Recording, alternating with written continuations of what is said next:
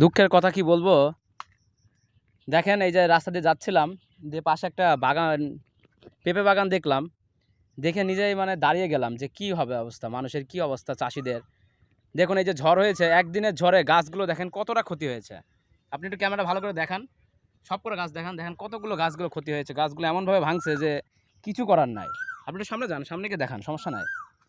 দেখেন গাছগুলো সব সব শুয়ে পড়েছে। এই গাছগুলো যে কীভাবে কী করবে চাষিরা, তারা নিজেরাও জানে না। অনেক বেশি ক্ষতি হয়ে গেছে মানুষের। এখানে তো তার তার দিন আনা দিন খাওয়ার মানে সব কিছু এখান থেকে চলতো তার।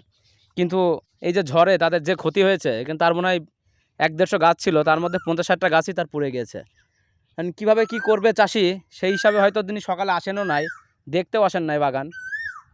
তিনি একদম হতভম্ব হয়ে গেছেন। গাছগুলো দেখেন, আপনি একটু ভালো করে দেখান, ফলগুলো দেখান, প্রত্যেকটা ফলগুলো, পেঁপেগুলো সব গাছে আছে। অনেকগুলো পেঁপে ধরেছিল, কিন্তু গাছগুলো সব ভেঙে গেছে।